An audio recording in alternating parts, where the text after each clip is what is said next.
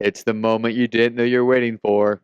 He is Carter. He's Chad. And this is the Irish 365 podcast. Chad, this is Lou Holtz. That's head coach of Notre Dame for 11 years. Greatest experience of my life. They're starting a Notre Dame podcast this summer. I have a podcast as well, but it's not about Notre Dame football, although I wish there were. But congratulations on your success. And it would be nice if I could be on your podcast, but my schedule is so hectic. But anything that has to do with Notre Dame, I'm all for it. God bless you. Go Irish. Gotcha.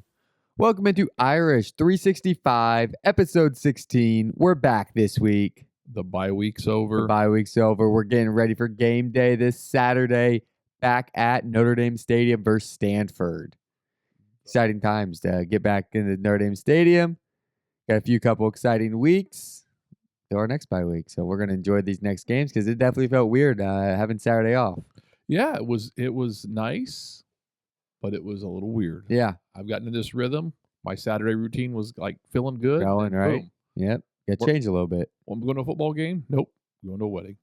So good to be back. Nice week off, but definitely excited to get back at it and get into this next little stretch. Yeah, So what do we have going on this week? Who do we play? Yeah, so we got the old Stanford Cardinal coming to town. My least favorite color is the Cardinal. Yeah. If you're going to be a red, be a red. Yep. Don't be a Cardinal. Yeah, no kidding. So, the trees. I mean, this one always cracks me up seeing the old Stanford tree come out. Old rivalry, trophy involved. It's an exciting time. Be on campus this weekend. Yeah, there's a rivalry trophy that goes with it. I mean, I don't understand the tree mascot. It's all bark, no bite. No kidding, huh? But yeah, I do know we've been to the Northern California. Yep. We have been to the Stanford campus, and I do know that the sequoia trees are freaking awesome. Yeah. Those are worth the price of admission. Yeah. So credit to the tree, not the Stanford tree, but the sequoia tree. Yeah, and we had a chance to walk around Stanford's campus. It wasn't it was during the middle of summer, so it wasn't for game day, but definitely a very pretty campus. If you ever get a chance. Oh yeah. Don't always recommend going to Northern California. Stories for another day. But Stanford's campus is super nice. And yeah, their stadium was actually like built into a hill. It was really interesting. Yeah. Well, you know what they say the best thing to do in Northern California is? Leave. Or maybe Stanford's case, leaf. Well, hey, make like a leaf. Yeah, no kids. I don't know. Is it a leafy tree or an evergreen? So. Looks like it just be annoying and poke you. Yeah, it's not an evergreen. The mascot should be an evergreen, but it just looks like something a third grader threw together. Yeah. Yeah. Anyway, so yeah, we've got Stanford, and so let's get into it. What do we think about Stanford? I mean, Stanford plays football, not always well. They're a young team. I remember talking about this back in the preview episodes. They're a really young team. Yeah. They don't do anything great. They've let up points. Their quarterback plays subpar. He's their best rusher. Yeah. It's kind of very similar to Notre Dame. Like, they're not throwing the ball well. Their quarterback's rushing the most. It's the SAT Bowls. Exactly. Terrible quarterback play and running quarterback. Yeah, exactly. So, what else have you noticed about Stanford? Yeah, well, that's kind of it. I mean, I know their defense is giving up points. Yeah. Their offense struggles to score. They do okay. Yeah. But they don't score a ton of points. Quarterback play has not been ideal for them at this point. The big thing I know about Stanford is their offensive coordinator likes to do a lot of pre-snap movement, gyration, and all that is just try and confuse the defense. Yeah. And I think they did a little bit of that last year early in the game. They confused us a little bit with trying to show us looks and make us think they're going to do a reverse sweep, triple option pass, Statue of Liberty, hook and ladder, on every play, so that just try and make up for the lack of talent and skill with deception. Figuration, yeah. So I mean that's the Stanford Cardinal that we've got coming into town. And hopefully we're getting healthy over the bye week where we can. I know we lost Traore, unfortunately, out for the season. But hopefully we can get healthy and we can, some of those young guys and even the young guys that haven't played a lot of minutes to start playing minutes because of the injuries. Yeah. Fully expect those guys to be able to compete against the Stanford team because there's not a big age difference between them, and the talent gap is there is to make up for it. So Yeah, definitely. I feel like our young guys are going to be better than their young guys. We've been hitting recruiting better than they have in the last couple of years. They've been struggling. They used to be a lot more consistent in the recruiting show. I mean, they went through the run of Andrew Luck, Christian McCaffrey, these big names where they haven't been hitting as big names like this anymore. You get guys like E.J. Smith, who we saw earlier in the season, transfer down to Texas A&M. I mean, he had a big game against us last year, I remember talking about. Yep. So definitely struggle with guys that they probably did do a little bit better job recruiting than ends up leaving the program. So it's been a tough run for Stanford. I mean, it's a good program in the long run of things. I like seeing them good. Yep. I think they'll hopefully be back on the up and up. But it's like Notre Dame. It's not an easy place to recruit. And you can tell they don't put as... They hold an academic standard. Yeah. And they, kids that go to Stanford are getting in because they're academic merit. They're not getting in because they're good at football. Yeah. And I don't know how active they are on the NIL side of things. There's plenty of Stanford alum that have the money if they want to pay to be good. Yeah. And that's what college football is turning into. Who wants to pay to be good? Yeah. So I think they've got that opportunity if they chose it, but I don't think it's that important to them. They would like to be competitive. Yeah. But they're not looking to go Pony Express from the SMU back in the 80s days. I mean, they're not trying to be that. Yeah. So yeah, I think that's an uphill battle. The coaching's got a young team. They're trying to be competitive. They've got some talent gaps, and they're not able to bring in the horses they probably like. Yeah. And Northern California, it's not like Southern California. Northern California in July is cool and comfortable. Yeah. It's not warm and it's not the same on a regular basis that you get in when you get to the LA area and the San Diego area where the weather's just awesome year round. So let's kind of get into this. We didn't bring in our ACC expert for some reason tonight, but I mean, this is an ACC opponent. That's right. I mean, well, let's see if we can dial him up a little later. Yeah, well, maybe we'll bring him in a little bit later. Because this is a big ACC match, which is just... Yeah, I was going to say, it's just interesting when this was all coming down and Stanford ended up in the ACC. It was just like, okay, well, that's not what was on my cards or what I was going to guess who's going to join the ACC, but I mean, it makes sense from the academic standpoint. ACC is a higher academic conference. Dukes, North Carolina's go on and on. Yeah, and I think that's the thing people forget about in the conference association is the reason conference association started was primarily for the academic sharing of information. And it's one of the big benefits of being in a conference. It's probably the biggest knock to Notre Dame not being in a conference is they lose out those opportunities. And, the Big Ten's a good academic schools. I mean, well, even the SEC. I mean, we pick on the SEC. Their academic standards for athletes are a little lower, but you can get a good education at a lot of SEC schools. But so they fit in the ACC very well from the academic standpoint because it is a high level academic standard at schools like Duke and Notre Dame and Stanford, and North Carolina. I mean, there's all the ACC schools really have. I mean, even Miami. We can pick on Miami and but Miami's a really good academic school, great law school in Miami. Yeah. Florida State's a great school. So, yeah, I think they fit from that academic standpoint. I absolutely agree with that. It's just the sports side. It's just you get into and football. This is another topic for another day. But I think the idea of conferences is going to go away. I think Notre Dame is the forefront leader. It's an off-season topic. I think Chip Kelly's talked about it.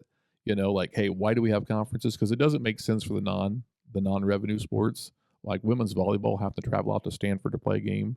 Stanford have to travel clear to the East Coast every time their volleyball team or their... I don't know how I come after volleyball, but cross country. Saying, cross country. Yeah, all these. You don't sell tickets to a cross country meet. That's right. These volleyball they sell some maybe some places sell some tickets. Some places sell tickets. Yeah. I don't know. I don't think they charge you getting a volleyball game at Notre Dame. No. I'm just So, I mean, now all of a sudden you're traveling cross country for those non-revenue sports. They're not chartering flights. I assume they're, it's just a whole different animal, whole different thing. So, but hey, it is what it is. It's an ACC opponent.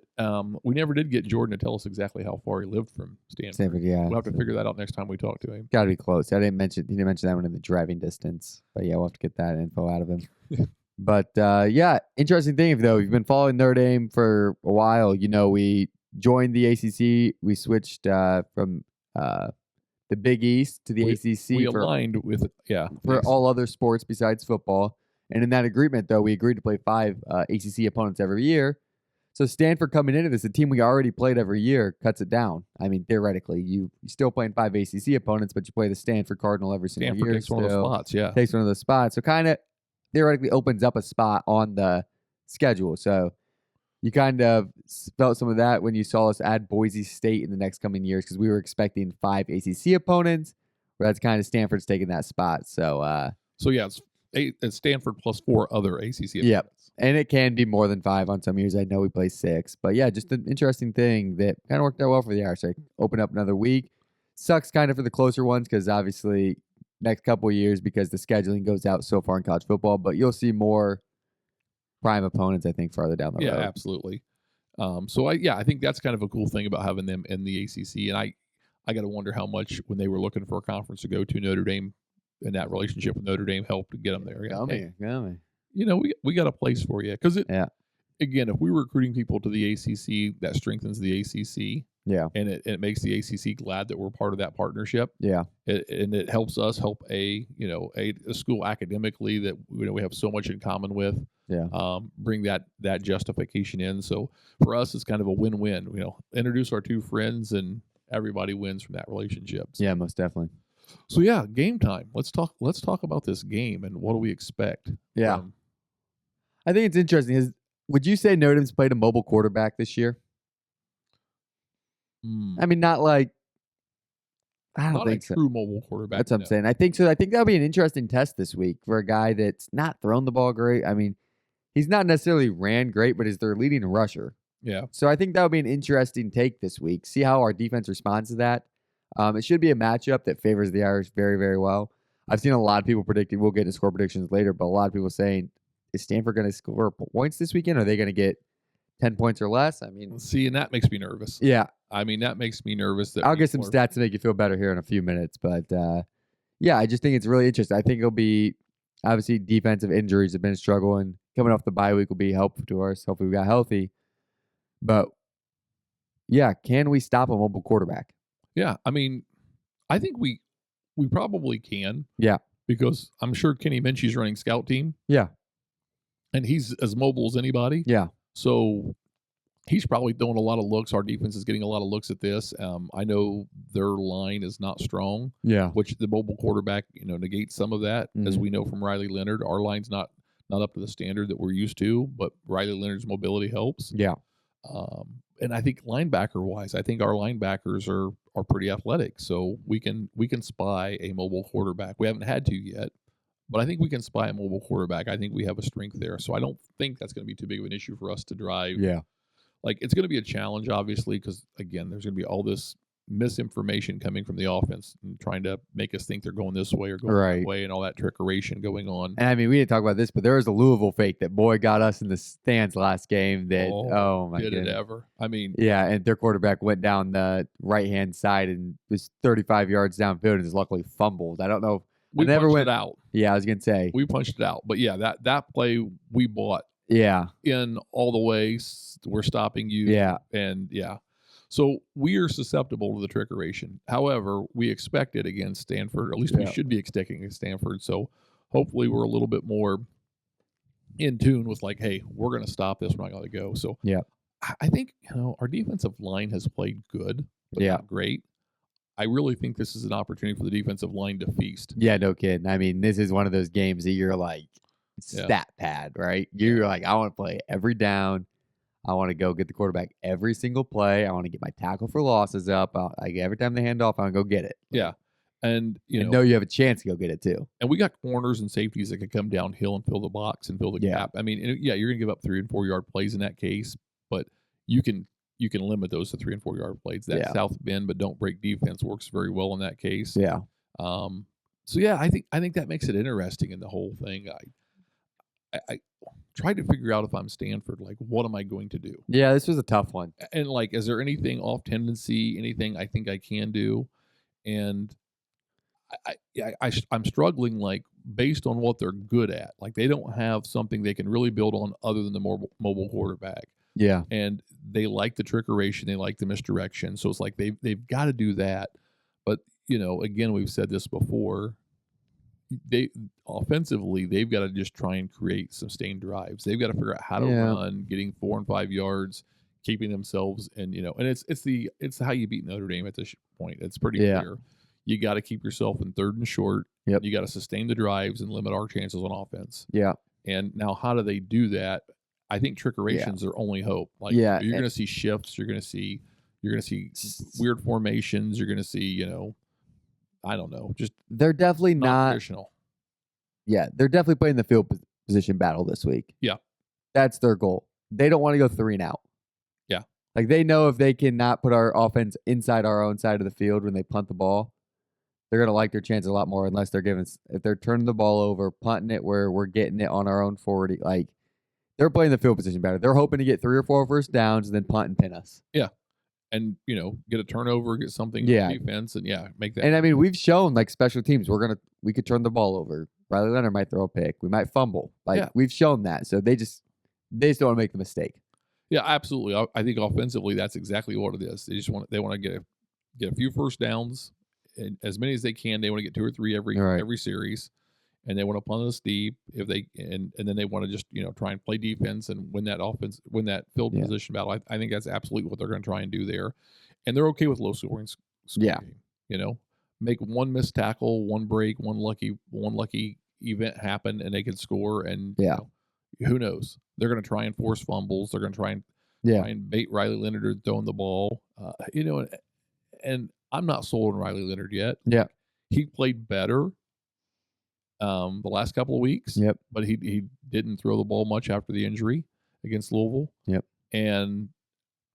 But is that Riley Leonard going to show up that was at NIU that was missing guys by 30 yards and 40 yards and throws a receiver? Yeah.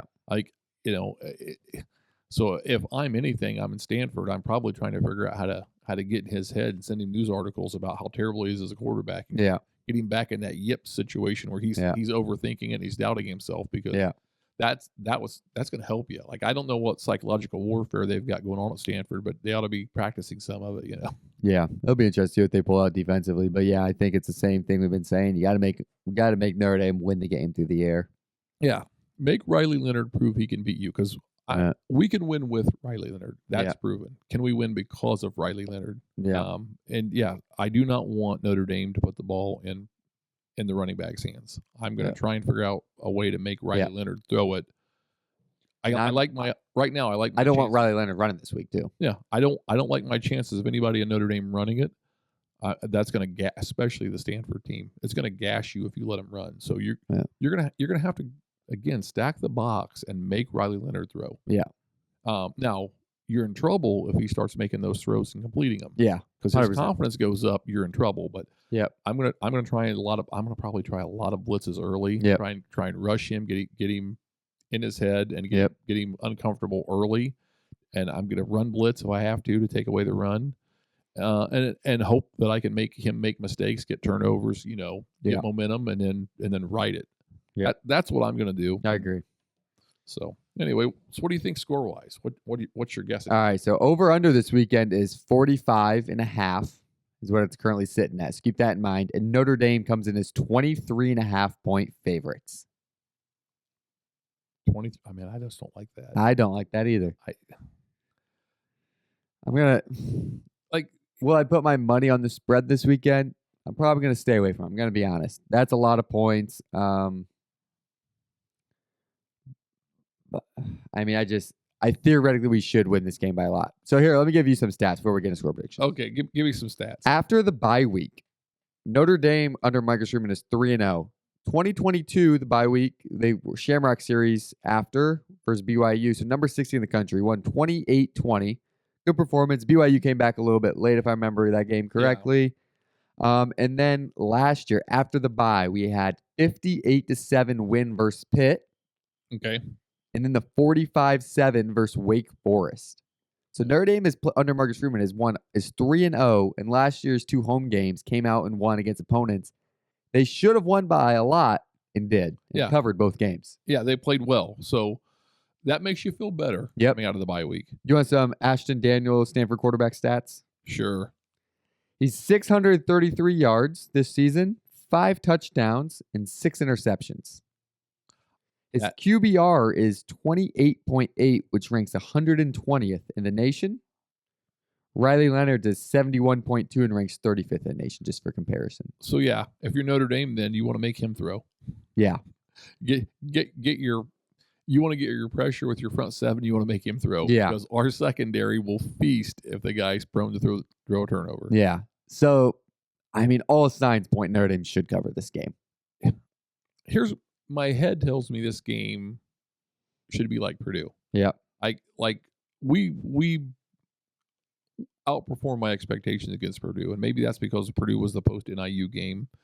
But my heart just feels like that NIU underperformance, that that Notre Dame doesn't play up to the level of its ability. It plays down to the level of its opponent at times. Yeah. I don't know why my gut, my heart's telling me like, don't get excited. And maybe it's just. Well, let me tell you this. When I was making my parlay today, I was definitely feeling really confident about the Irish. Okay, I'm glad you were, because I'm still a little guarded. Because this is one of those games where I just don't want to be hurt again. I understand.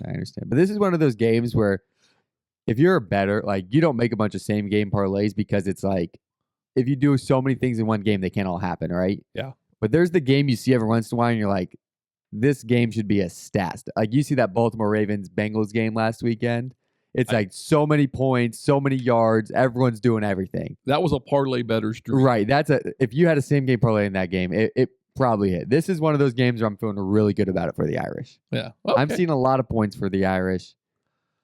I didn't put the cover in my parlay. We'll get to the parlay in a little bit. But I'm seeing 38-0 Irish. You think 38-0 Irish? 38-0 Irish is what I'm going. Man, I hope you're right. Yep. Again, I'm guarded on this one, and I've been back. Especially after seeing the stats with Marcus Freeman after the bye week. Yeah. 30, and those weren't good opponents last year. No, they were on par with the Stanford team. Right. That's what I'm saying. Like, Notre Dame handled business after the bye last year. Yeah, see, I'm not feeling as confident as you. I mean, I think we win by 2 scores. I just don't feel like we cover. Don't think we covered that 23.5. I don't think we cover the 23.5. I think we win by 14, 17. If I'm guessing here, I'm going to put the score somewhere around 9-26, something in that area. I mean, So you're doing the under too. So that means we're both on the under this week. Bet the over. Hey, if we can get Jordan to tell us the under's going to. Yeah, no kidding.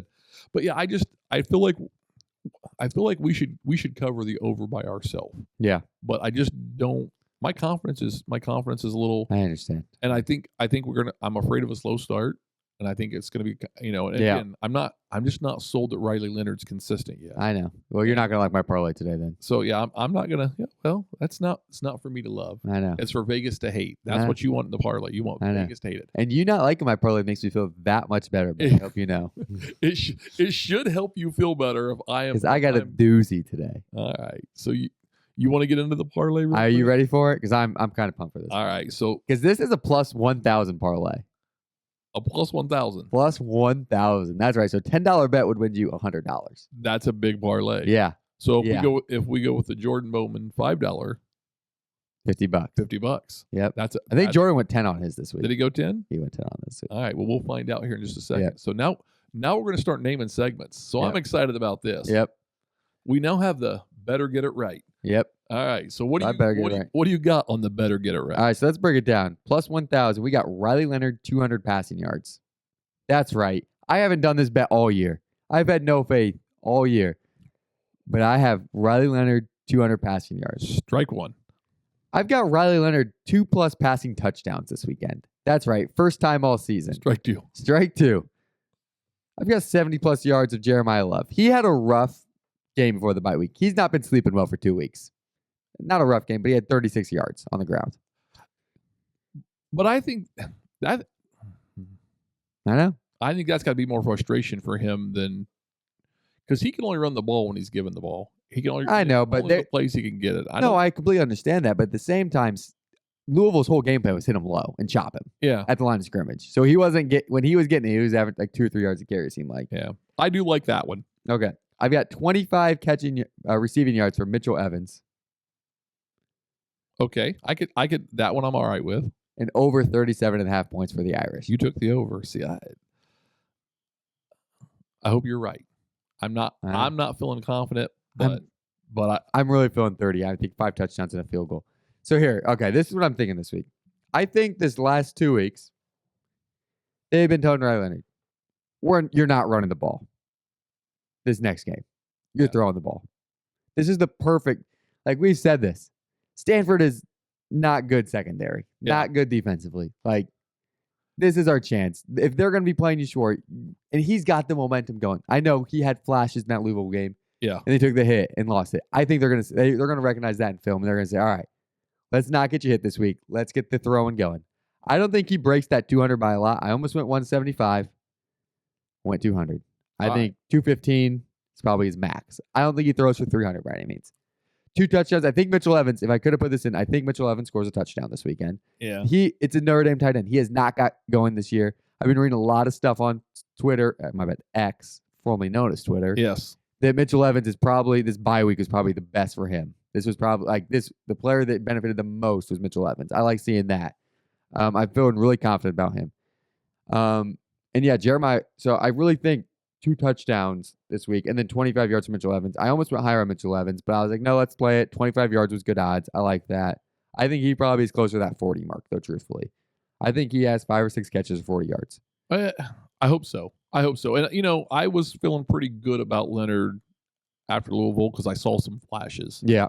And then it was the recency, the too close to the situation. And I've had a week and a half to think about it. And I'm like, all right, I like what I saw. I hope I can get that right at Leonard consistently. I'm just not sure I can yet. So I understand that. But I'm just telling you, I really think this is a week we're going to come out and we're going to be like, Riley, you're throwing the ball. The only time we're running is we're giving it to Love or Price. I hope we do. Don't get me wrong. He's going to run the ball 1 or 2 times, but he's going to run the ball a few times, not 1 or 2 times. But it's going to happen. But they got to run him to get him comfortable. But I'm just saying they're going to be trying. He's going to be told not to bail out this week in the pocket. Stay in there, find your guys, make it happen this week. Well, I think if you're going to do that, you've got to run him the first series. You got to go up 7-0. Yeah, and then you got to have your defense hold, and you got to feel comfortable that your defense is solid. Yeah. And then maybe you run your second series and you run him a little bit and you get up 14-0. Yeah. And then at that point, you're going to say, okay, defense is on lock. I'm comfortable with the defense. They're not getting trickeration. And if I can get up 14-0 in the first quarter, then I can start saying, okay, now, Riley, we need to start testing the waters and get you throwing the ball more. I would want to get a comfortable lead before I start relying on him to throw, because if he starts trying to throw early and he's not comfortable, it could hurt you. From a coaching strategy standpoint, I'm going to keep him comfortable. We didn't also talk about this. This weather this weekend is going to be 68, 70 degrees and partly sunny. I was seeing no wind in the forecast. It's going to be the very ideal perfect football weather. Football weather, perfect chance to throw the ball around. Yeah. So yeah, I mean, and you got to remember, it's a plus 1,000 parlay. Like, I'm not you're making this parlay and it's a big win, right? Like, if you hit it, it's not a great odds to hit, but I'm just saying, I like it. This week is a stat stuffer week for me. Okay. And Purdue would have been a great example. Like, that would have been a great week for a stat stuffer, but we had no confidence in the team at that point. Yeah. This is the week after the bye. Mark Sherman's done very successful after the bye versus a very poor team. This is a stat stuffer week for me. So can I ask you a question? Yeah. What flavor is it? Well, let's hear it. The Kool-Aid. What flavor is it? Because you're drinking. I'm not drinking the Kool-Aid. I know. But I just want to know what flavor it is. I might get a glass. I know. I might be optimistic here, and I'm full. I'm fine. I'm going to be a fool if we lose this game 10-7. I completely understand that. Yeah. But stats are telling me this is a week. Mark Sherman's done very well after the bye, beating 1 ranked team and 2 non-ranked teams by ridiculous amounts. It's just like, this should be a week. Stanford doesn't have a good offense. We should have the ball a lot of this game. Our defense should put us in very good positions as well. That's also what I think. All right. Well, you're convincing me a little bit. Yeah. I need more. I know. I need more. I know. Have you heard from Jordan? I think I might have. All right. Well, let's let Jordan out there. Jordan, you there? Hey everybody, it's Jordan. I'm here to give you my weekly parlay for Notre Dame versus Stanford. Just a couple takeaways from this game that I'm looking forward to is I think Notre Dame's offense is going to be really, really good. Stanford's defense has been bad, so I think we should be able to have some success. So with that, I built a 5-leg parlay here. So the first leg is Riley Leonard passing touchdown. So I took the over 1 touchdown. I think he's had success, so I expect him to at least throw 1 touchdown. Next is Riley Leonard rushing. So I took the alt on that of 50 yards.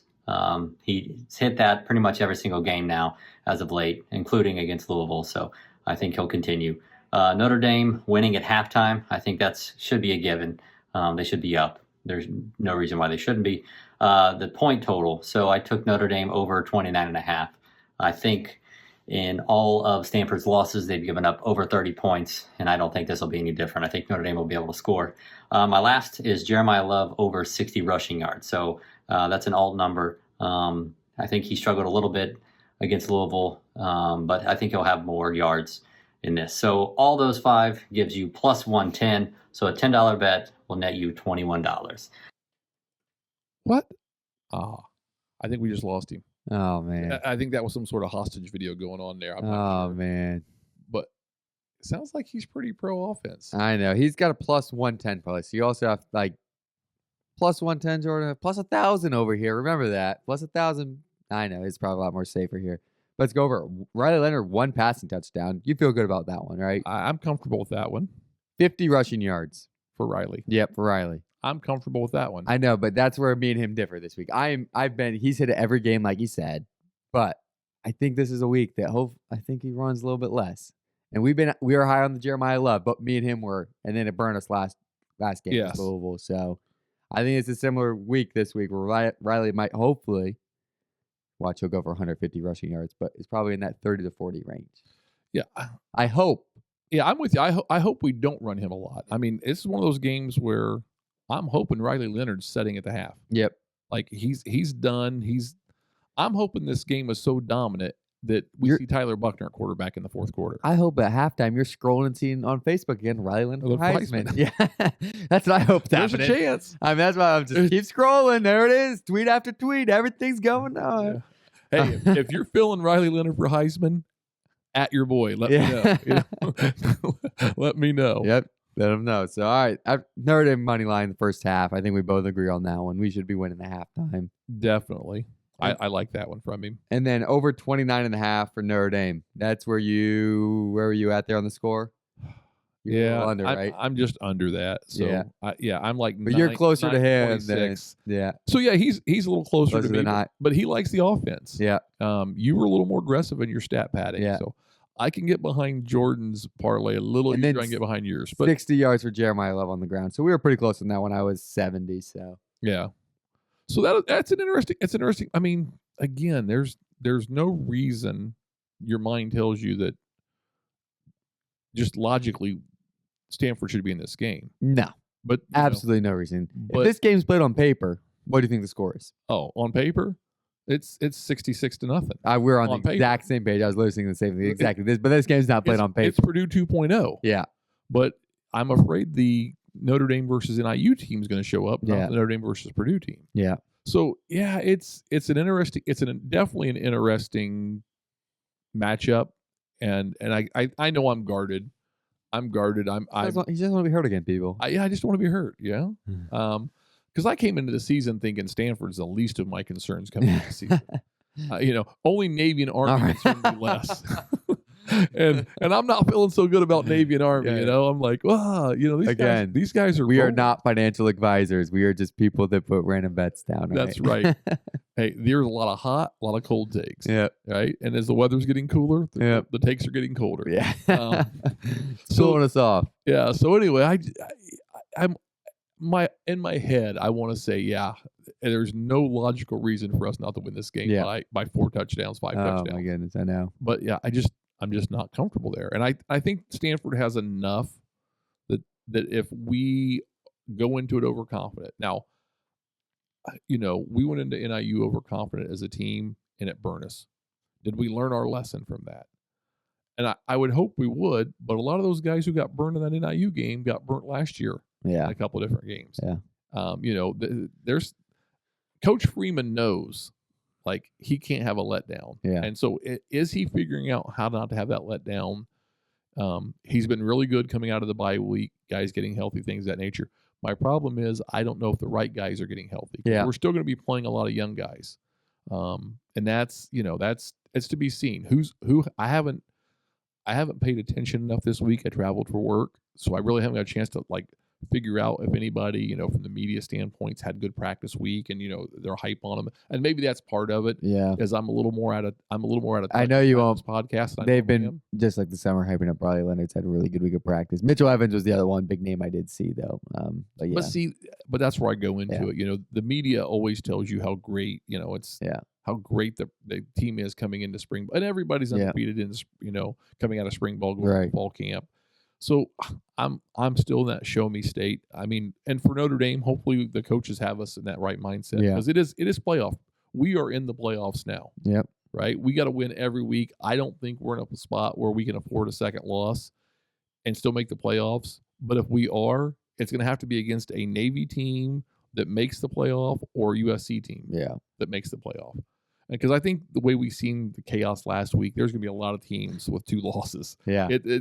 So it's already exciting. We haven't got our first college football playoff. But you got to have 2 quality losses. And I think we said it in the beginning, like Notre Dame could afford 2 losses as long as they won, A&M and they won USC. Yeah. And, okay, we won A&M, and that loss, like we talked about last week, is getting better looking. That NIU loss is not getting better looking. And so, if I'm Georgia and my quality losses to Alabama was a whole lot better than Notre Dame's quality loss to NIU. So I think we got to win, and we need to win, and we got to have that mindset to win, that sense of urgency to win. The team needs that. I'm just not convinced that our head's completely there yet because we should be dominant, and we weren't dominant against Miami of Ohio. Yeah. We got up for the Louisville game. Yep. And we got up big, and we let Louisville kind of come back in it. Louisville had a chance to win that game. We didn't just put them away and dominate. So, again, as I get away from the moment, I'm a little hesitant. That's all. All right. Well, that kind of puts us into our questions. We put some fan questions out over the weekend, and we got a few responses in there. So this one kind of gets into it. What loss is worse, Notre Dame at home to NIU or Alabama on the road at Vanderbilt? Well, I wished I could say the Vanderbilt loss was worse, but I still think NIU is a worse loss. Yeah. Because end of the day, the media bias, losing to a bad SEC team is better than losing to a bad MAC Here's team. a quote during the game, though. Upset of the year is brewing. I mean, I like that. I like that. I like that. Also saw this on Twitter during the game. Nobody is praying for Vandy more than ND fans. Yeah. And, if you look at strictly the score, we had a chance to beat NIU. Yeah. And we didn't let NIU put up a ton of points on us. I mean, Alabama let Vandy put up some points on them. Definitely.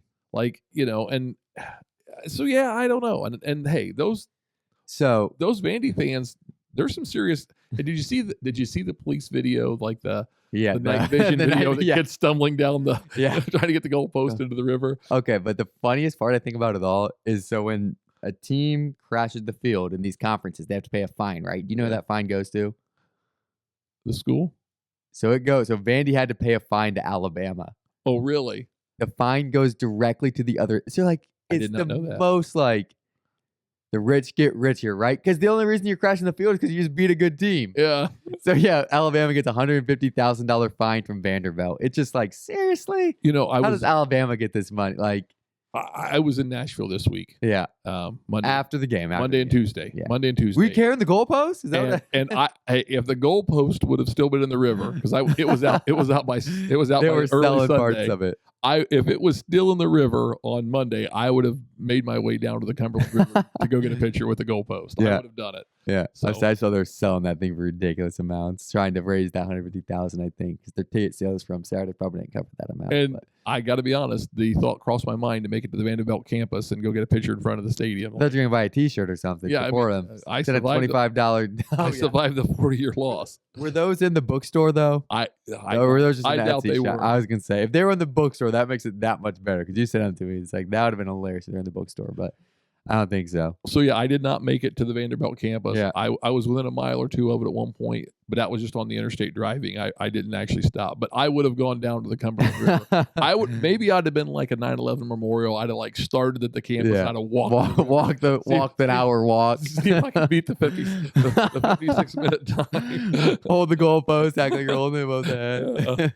Yeah. I know, which props to them. You Google Map or Apple, whatever maps you use, it says a 56-minute walk, and they did it in an hour 5. 5 or something. Yeah. So it's like that's with a goalpost and a couple hundred or 100 people. So that's really impressive. Their time wasn't far off. Shout out to the kids at Vandy. I mean, they're not just a bunch of smart kids; they're athletic. And you know they weren't prepared for this. They weren't going in the game expecting to win. Yeah, I mean, it's Vandy. So, and I thought about this, and we didn't even talk about it last week. But the wedding I was at, Tyler is a grad student at Vanderbilt. I know he's like I completely didn't make that connection during the podcast. Like I forgot to mention that. So, yeah.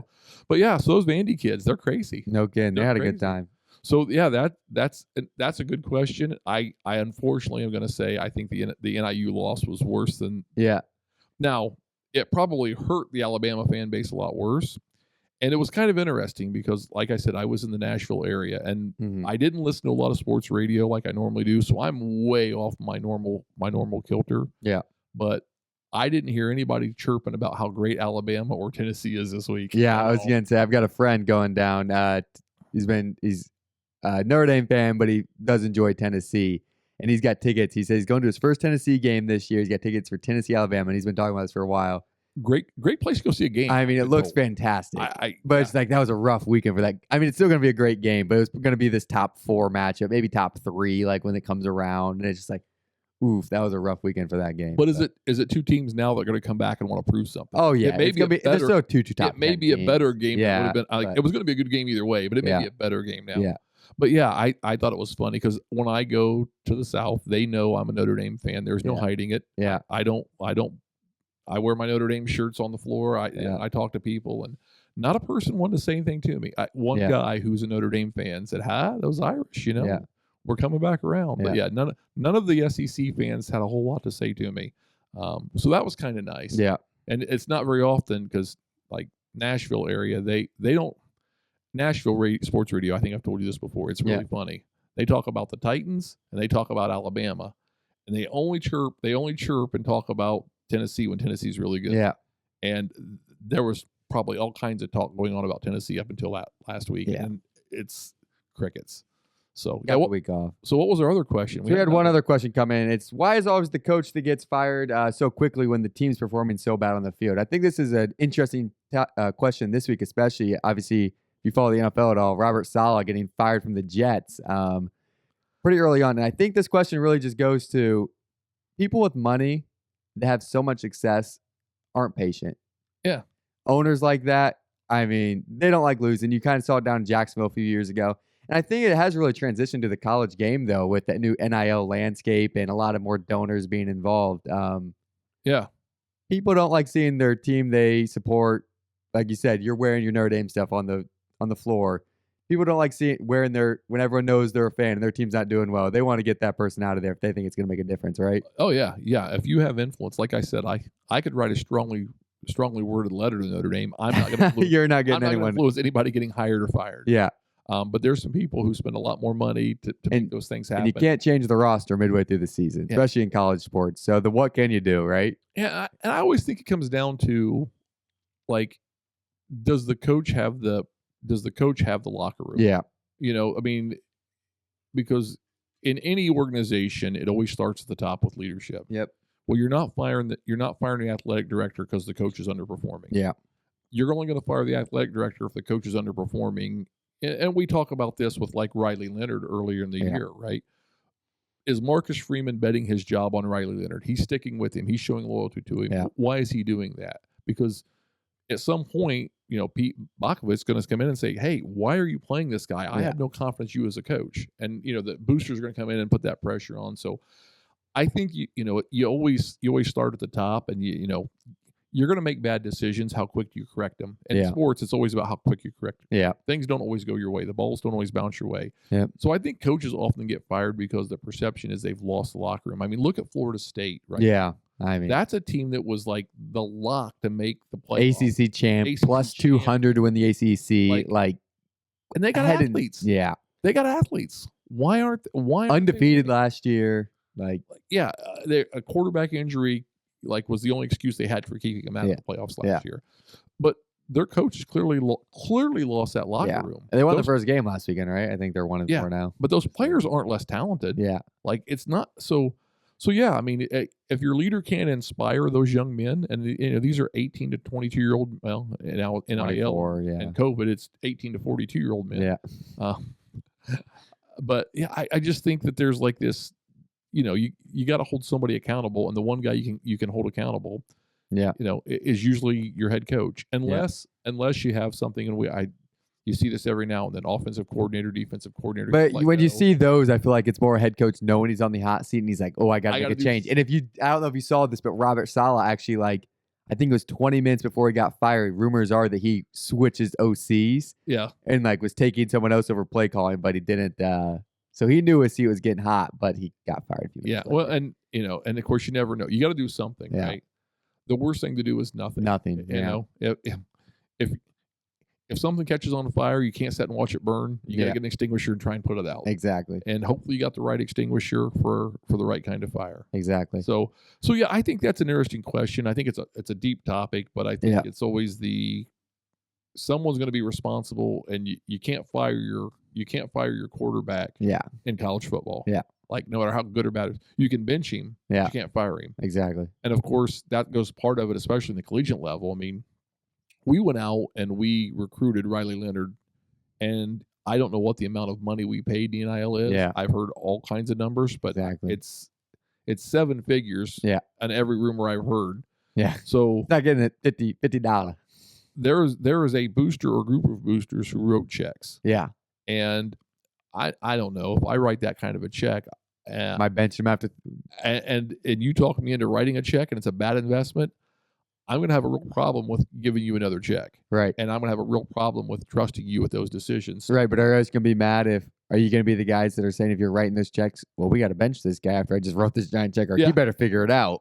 Well, that's exactly right. Like, you just convinced me to write this check, and I believed you, and I wrote this check, and I'm not mad at the kid who convinced you incorrectly. I'm mad at you for not being a better evaluator of talent. So, and college coaching is so hard. I mean, we talked about, Marcus Freeman and the work-life balance a little bit last week, and they're all the pressure in the world to be good, to recruit the guys, to build those relationships. And it's not easy. So, but it all comes down that, that's the reason why you pay head coaches as much as you do. Exactly. Because their careers could be short if they're not good. Not everyone can be Nick Saban. Yeah. And Nick Saban was bad until he was good. And when he got good, he was very good. Right. But ask the Miami Dolphins how good of a coach Nick Saban was. Yeah, exactly. Like, he wasn't an NFL guy. So anyway, it's an interesting question. So, a lot of topic to it. So. So always feel free to shoot us some questions at irish65@gmail.com, on any of our social media. Send us a DM, comment on our YouTube videos, do whatever. We'll try to get you in the podcast. We appreciate all the questions from our fans. Yeah, subscribe, all those things you're supposed to say about a podcast. Yeah. 5-star ratings, whatever your podcast. Yeah, I mean, all the good stuff. Tell your friends. I mean, right? Tell a friend. Yeah. Be a friend. Tell a friend, right? No, I think that might be copyrighted. That could be copyrighted? Okay, well, I think I have heard that been said before. Every once in a while, right? Yeah, so anyway, we'll see how it goes. I'm hoping to come on here and be wrong and be a little more optimistic. Yeah. All right. So you're gonna be on, this is what I want to hear on Sunday morning when we're shooting this by Carter. That was a great parlay. You were right on it. All right. I'm hoping I can kudos to you and Jordan both. All right. I hope I'm not sitting here going, you know what? Good thing I'm getting my seat on the Michael Shrewsbury bandwagon early. Yeah. So how many days till basketball season? If we're talking about basketball on Sunday, we had a rough weekend, guys. We don't want to talk about it too much. We'll be talking about basketball, but we're not going to be doing that. Hey, Notre Dame's women's team has got 2 of the best guards in the country. So maybe hockey's got a big game Friday night. It's 20th ranked Notre Dame hockey this year. Yeah. Game on the road Friday night. So. And I know men's soccer is playing tonight, so hopefully they're going to get another win on the list. So. Yep.